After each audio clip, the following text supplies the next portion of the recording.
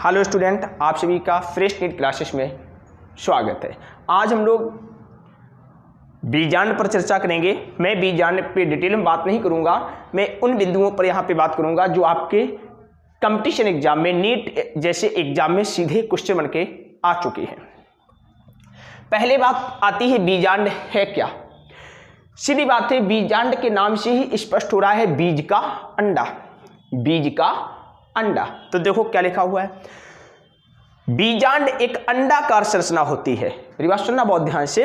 बीजांड एक अंडाकार संरचना होती है जो बीजांड ग्रंथ द्वारा, क्या लिखा है, बीजांड ग्रंथ द्वारा बीजांडासन से जुड़ी होती है।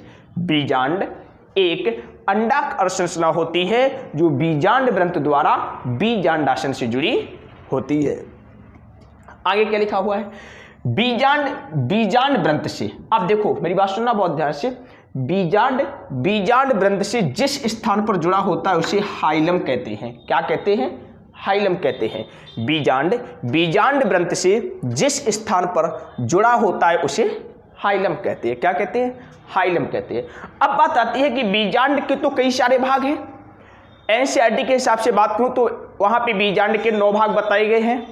यदि मैं रफे को भी शामिल कर लूं तो बीजांड के 10 भाग हो जाते हैं मुख्य रूप से। लेकिन इन सभी के सभी भागों में सबसे महत्वपूर्ण या मुख्य भाग कौन सा है? तो देखिए क्या है, बीजांड का मुख्य भाग बीजांडकाय होता है। इंपॉर्टेंट, बीजांड का मुख्य भाग बीजांडकाय होता है ना। बीजांड का मुख्य भाग बीजांडकाय होता है। बीजांड के भीतर भ्रूणकोश होता है। क्या होता है?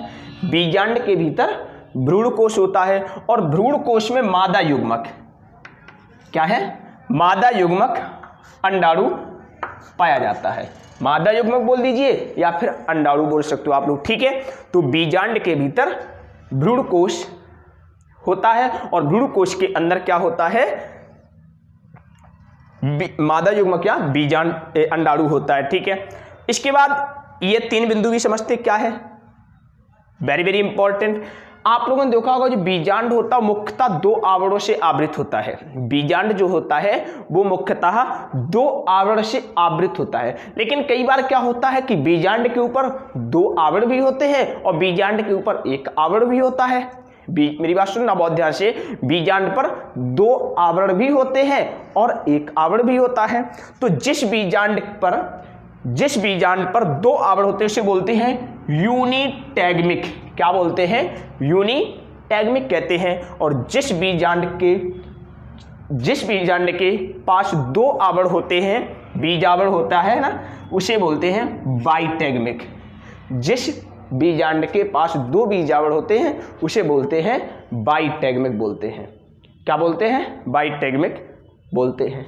आगे देखो क्या लिखा हुआ है, आवृतबीजी पादप। यदि मैं सारे के सारे आवृतबीजी पादपों की बात करूं तो उसमें से 82% आवृतबीजी पादप ऐसे होते हैं जो एनाट्रोपस बीजांड को रखते हैं।